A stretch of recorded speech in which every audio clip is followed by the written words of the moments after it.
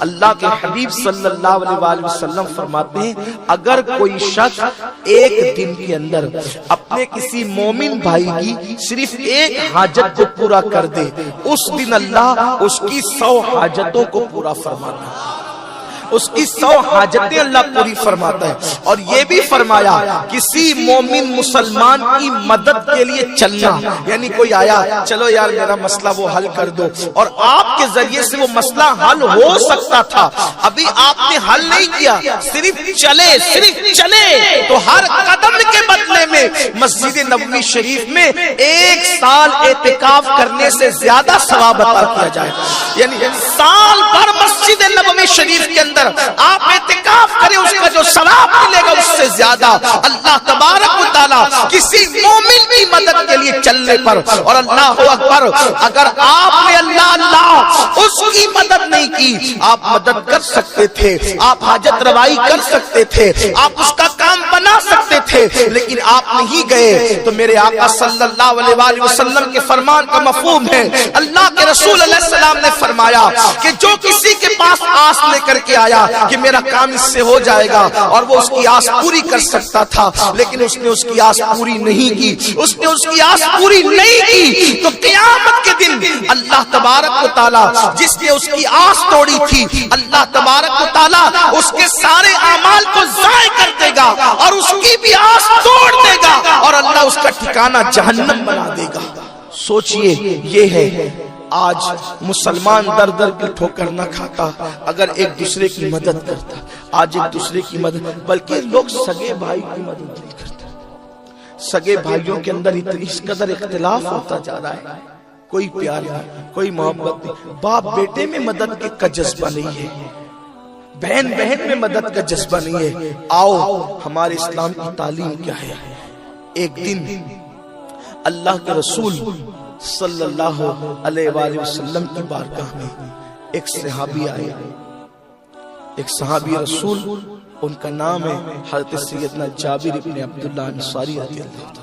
حضرت جابر آئے اور آنے کے بعد عرض کیا کہ یا رسول اللہ صلی اللہ علیہ وآلہ وسلم، میں نے کھجور پکنے کے وعدے پر کسی یہودی سے قرضہ لیا تھا، اور ہوا یہ کہ ہوائیں ایسی چلی اور موسم ایسا ہوا کہ میرے باغ میں جو کھجوریں آنی تھی وہ آنے آئی تھی تو پکنے سے پہلے ہی وہ جھڑ جھڑ کے ٹوٹ کر کچی گر گئی۔ ایسا ہوتا ہے نا، کسان لوگوں کو پتا ہے، جو لوگ کسان ہیں، کہ اگر وہ پھل پکنے سے پہلے بارش ہو جائے تو ہوا تیز سے چلے تو کچے پھل ہی ضائع ہو جاتے ہیں، کھیتی خراب ہو جاتی ہے، تو جو امید ہوتی ہے وہ ٹوٹ جاتی ہے۔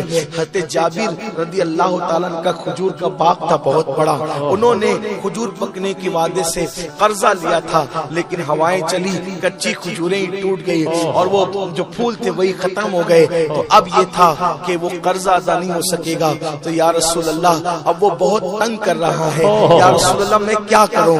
اب میرے آقا علیہ الصلوۃ والتسلیم کہہ دیتے، جابر میں کلمہ پڑھانے آیا ہوں، میں نماز پڑھانے آیا ہوں، قرضوں کے معاملے میں میں شریک ہونے نہیں آیا ہوں، لیکن قربان میرے آقا کی شان سر بالی انہیں رحمت کی ادا لائی ہے، حال بگڑا ہے تو بیمار کی بنائی ہے۔ میرے سرکار نے فرمایا ٹھیک ہے جابر، چلو میں تمہارے ساتھ چلتا ہوں، اور اس سے بات کرتے ہیں۔ اللہ اکبر، میرے آقا صلی اللہ علیہ وآلہ وسلم حضرت جابر کے قرضے کے معاملے میں خود سے چل کر جن کی چوکھٹ پر چل کر سدرۃ المنتہا جبریل امین بار بار آتے ہیں۔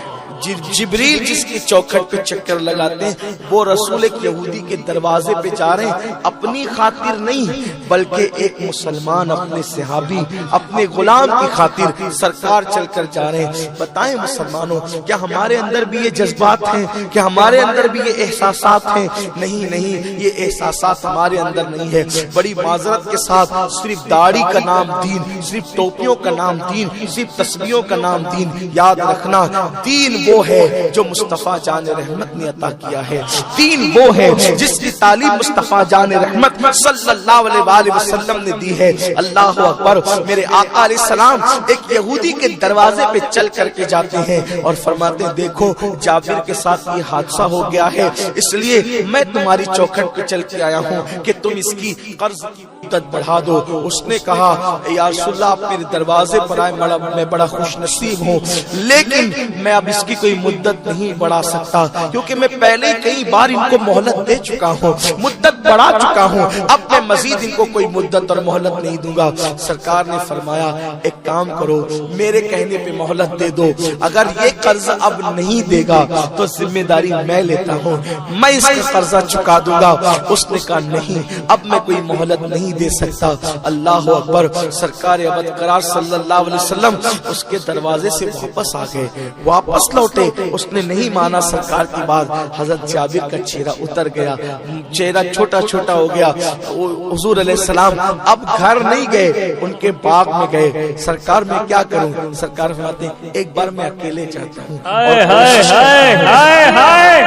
دوسری مرتبہ میرے اور آپ کے آقا پھر اس یہودی کے دروازے پر چل کر گئے۔ اللہ علیہ وآلہ وسلم فرماتے ہیں کہ ایک بار میں خود جاتا ہوں اور اس سے بات کرتا ہوں۔ گئے حضور دوبارہ، اور دوبارہ گئے تو اس نے دوبارہ بھی انکار کر دیا۔ المختصر یہ کہ حضور باغ میں واپس آئے اور چاہتے تھے کہ اب اگر میں اپنے گھر چلا جاؤں گا تو جابر بہت پریشان ہو جائے گا، تو حضور علیہ السلام اپنے گھر بھی نہیں گئے، بلکہ اللہ کے رسول علیہ السلام کے کیلولا کا وقت آ گیا تو حضرت جابر کے باغ کے اندر ایک اوٹا تھا، چبوترا، اسی ایک درخت کے نیچے وہ چبوترا تھا، اسی چبوترے پر اللہ کے رسول علیہ السلام نے اپنی چادر بچھائی اور ہاتھ کا تکیہ بنایا اور حضور علیہ السلام لیٹ گئے۔ قربان جائیں، کونین کے مالک ہیں، مالک جنت ہے، اور زندگی کی شان کیا ہے کہ چادر بچھا دیتے ہیں اور ہاتھ کا تکیہ بنا کر وہیں پر سو جاتے ہیں۔ اللہ اکبر۔ اپنا حال تو یہ ہے کہ نرم گدوں کے بغیر ہمیں نیند نہیں آتی، اور وہاں ہاتھ کا تکیہ ہے اور چادر ہے۔ اللہ کے حبیب صلی اللہ علیہ وآلہ وسلم سو گئے، لیکن سونے کے درمیان صحابہ نے ایک معجزہ دیکھا کہ چونکہ دوپہر ڈھلتی جا رہی تھی اور جہاں سایہ تھا وہاں سایہ ختم ہوتا جا رہا تھا، قریب تھا کہ حضور کے پیروں پر دھوپ آنا شروع ہو جاتی حالت نیند میں۔ صحابہ نے دیکھا درخت نے بڑھ کر اپنی ٹہنی کو بڑھا دیا، درخت نے بڑھ کر اپنی ٹہنی کو بڑھا دیا، اور اللہ اکبر۔ پھر حضور علیہ السلام اٹھے، وضو کیا، وضو کرنے کے بعد اللہ کے حبیب علیہ السلام نے 2 رکعت نماز پڑھی۔ حضرت جابر نے کہا حضور اب کیا ہوگا؟